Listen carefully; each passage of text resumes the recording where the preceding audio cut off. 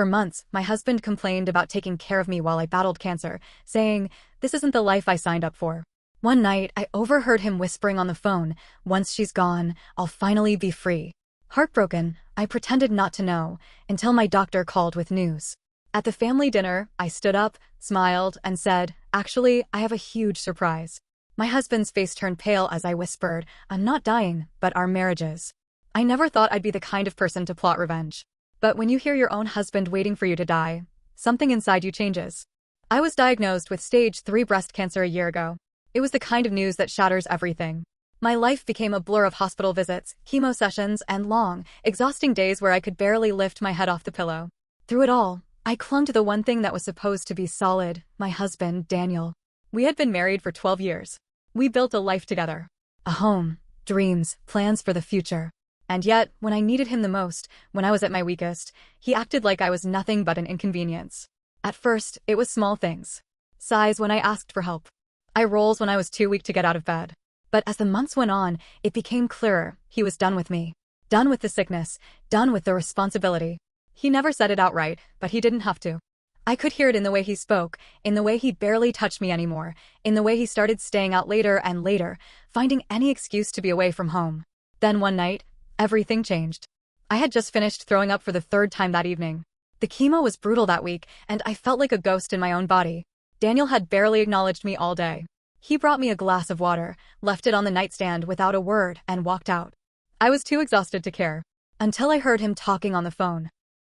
I wasn't trying to eavesdrop, but our bedroom door was cracked open, and his voice carried down the hall. I was about to call for him when I heard him laugh, really laugh, like he hadn't in months. Then I heard him say it. "Once she's gone, I'll finally be free." I froze. My heart stopped. "It won't be long now," he continued, his voice low. "You know how sick she is. It's just a matter of time." I clamped my hand over my mouth. I could feel the bile rising in my throat, but this time, it wasn't from the chemo. It was from him. From my husband. The man who swore to love me in sickness and in health. He was waiting for me to die. And he sounded relieved. I should have confronted him. I should have stormed into that hallway and screamed in his face. But something inside me stopped. Instead, I laid back down. I closed my eyes. And I pretended I never heard a thing. The news that changed everything the next few days were torture. I went through the motions, acting as if nothing had changed, all while Daniel kept up his little charade. He was still distant, still sighing every time he had to bring me something. But now, I saw it for what it was. He wasn't tired. He wasn't stressed. He was waiting. Waiting for me to stop breathing so he could be free. Then, 5 days later, my doctor called. I almost didn't pick up. I was so used to bad news at that point. But something about the doctor's tone made me sit up. The scans showed something unexpected. The tumors had shrunk.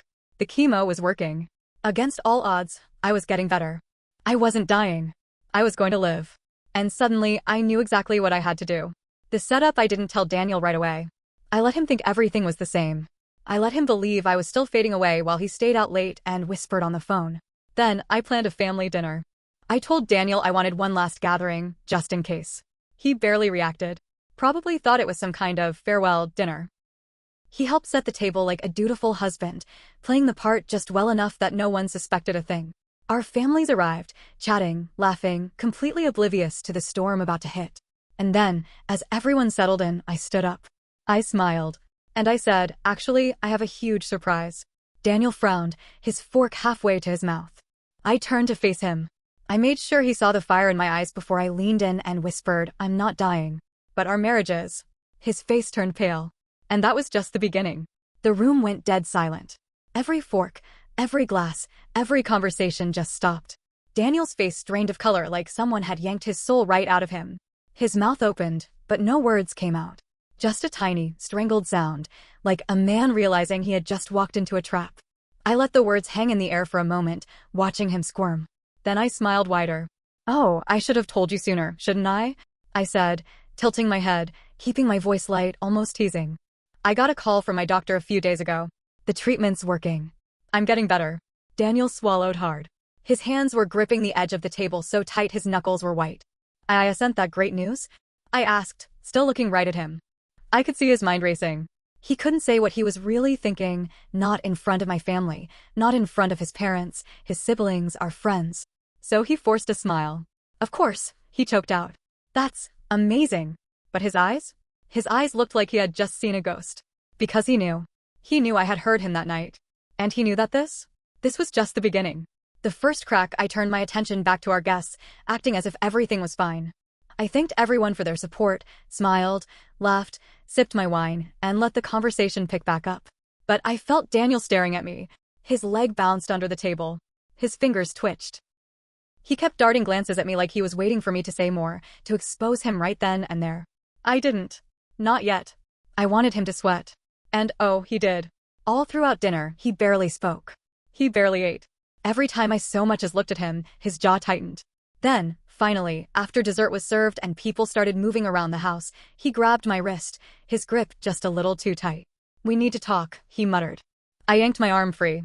"Oh, do we?" I said sweetly. He shot me a warning look. "Not here." I let him stew for a few more minutes before following him into the kitchen. He closed the door behind us, his breathing heavy, his hands shaking slightly. Then, in a voice barely above a whisper, he hissed, "What the hell was that?" I raised an eyebrow. What was what? His nostrils flared. "Don't play dumb, my name."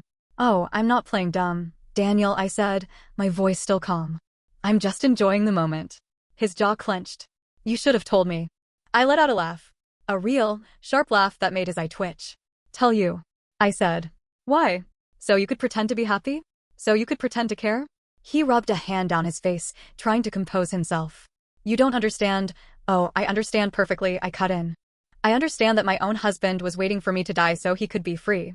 His face twisted. "I never said that." I tilted my head. "Didn't you?" He opened his mouth, closed it, then tried again. He stammered. "I was just venting. I was stressed." You don't know what it's like, watching someone you love go through that." "I was already planning your life without me."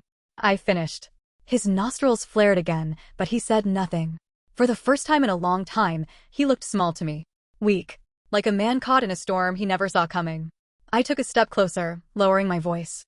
"I could have confronted you that night," I whispered. "I could have screamed, thrown things, made a scene. But I didn't. I waited. I waited until I had something better." His brow furrowed. "Better?" I smiled. Then I reached into my pocket, pulled out my phone, and hit play.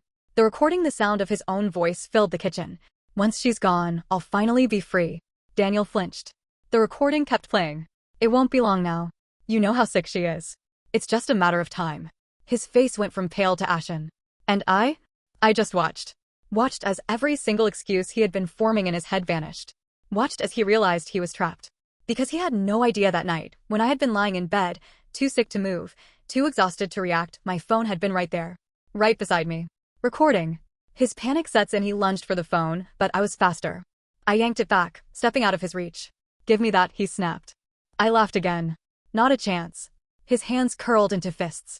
"You have no idea what you're doing." "Oh, I do," I said. "See, I could have just left you, Daniel. Could have just packed my things and walked away. But after everything? After what you put me through?" I leaned in close, lowering my voice. "I'm going to make sure you lose everything first." His breathing hitched. I turned to leave, but just as I reached the door, I looked over my shoulder.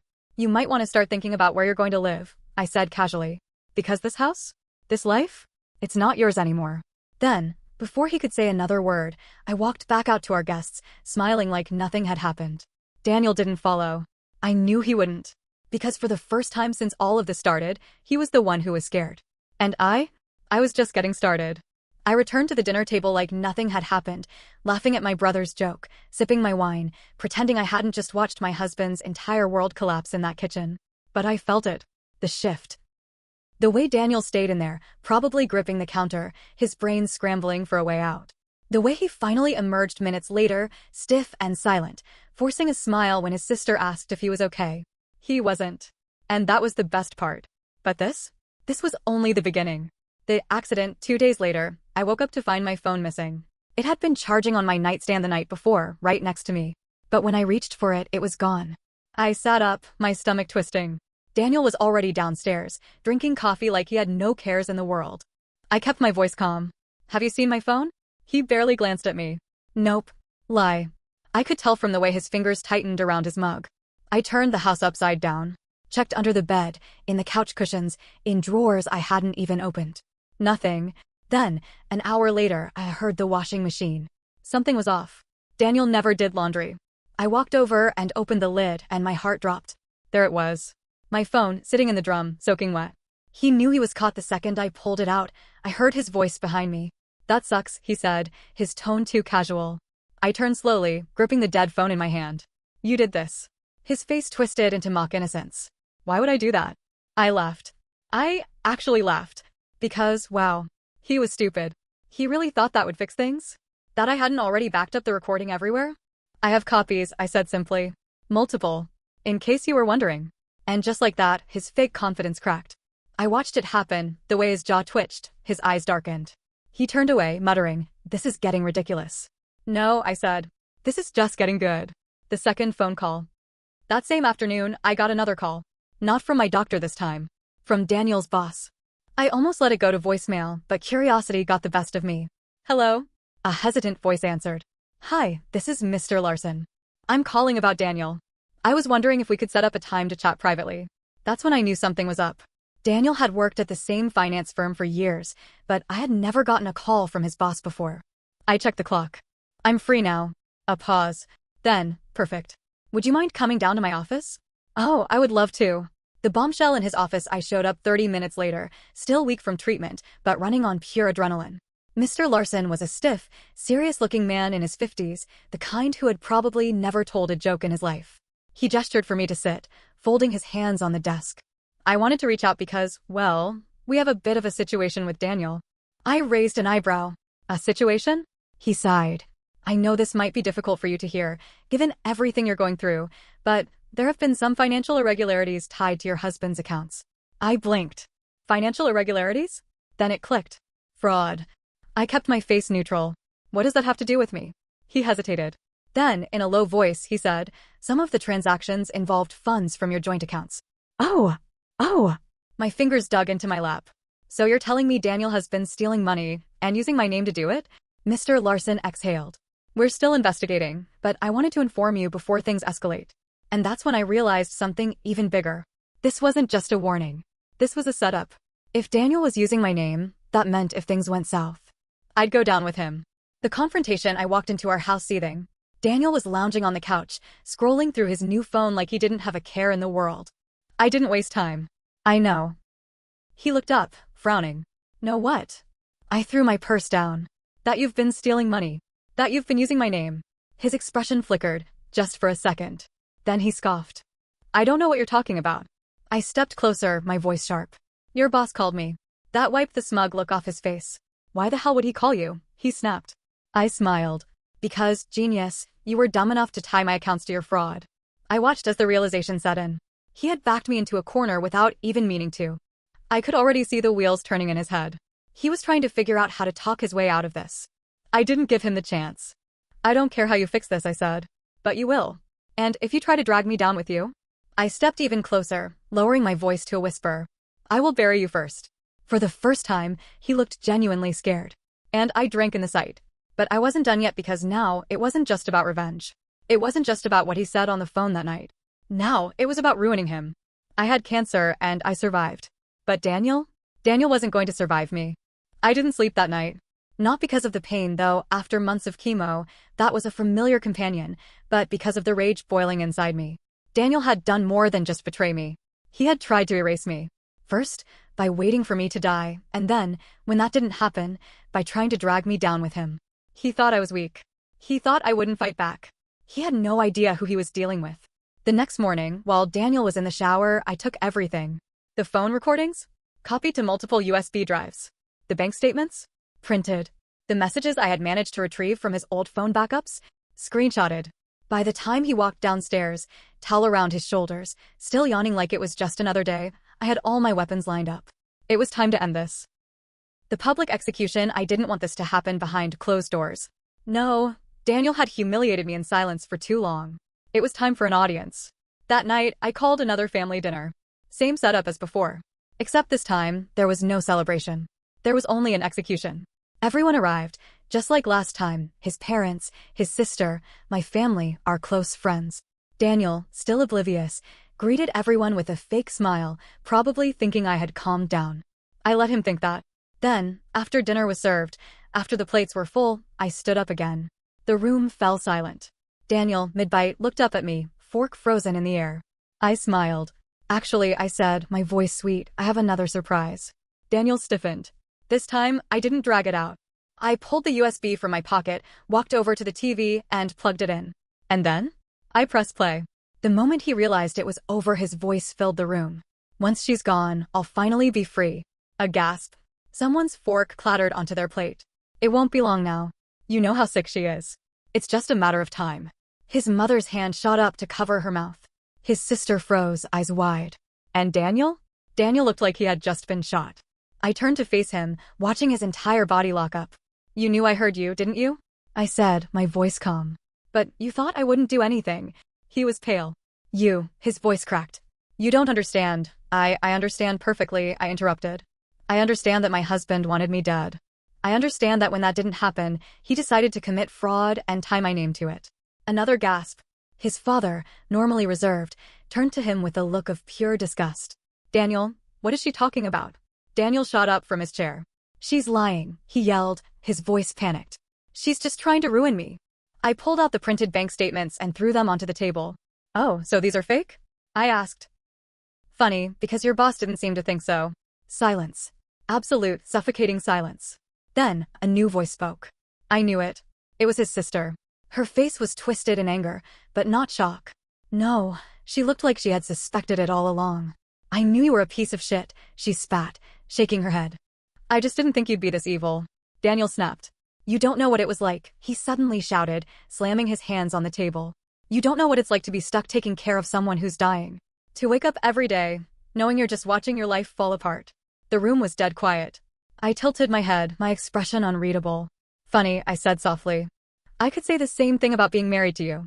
His mother, his own mother, stood up. I can't look at you right now, she whispered, shaking her head. Then she walked out. One by one, the rest of the family followed. And just like that, Daniel was alone. The last conversation, it was just the two of us now. He was breathing hard, his face red, his hands clenched into fists. You ruined my life, he hissed. I smiled. No, Daniel, I said. You ruined your own life. I just made sure everyone saw it happen. I grabbed my purse and turned to leave.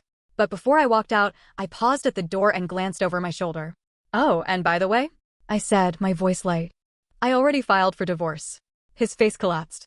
I didn't wait for a response. I just walked out, the sound of his world crashing down ringing behind me. The aftermath in the weeks that followed, Daniel's life fell apart. His company fired him. The fraud case was out of my hands, but since my name was tied to some of the accounts, I worked with a lawyer and managed to clear myself while pushing everything onto him. His own family refused to speak to him. As for the divorce, I took the house. I took the savings. I took everything. He fought it, of course. Tried to paint himself as the victim, tried to manipulate, tried to lie. But the thing about men like Daniel, once the mask cracks, there's no putting it back together. The court saw through him. I walked away free. And Daniel? He walked away with nothing. Do I regret it? No. I regret ever loving him. I regret wasting my years on someone who never saw me as a person, only as an obstacle to his perfect life. But revenge? No. Revenge was the best thing I ever did. Because for the first time in a long, long time, I was finally free.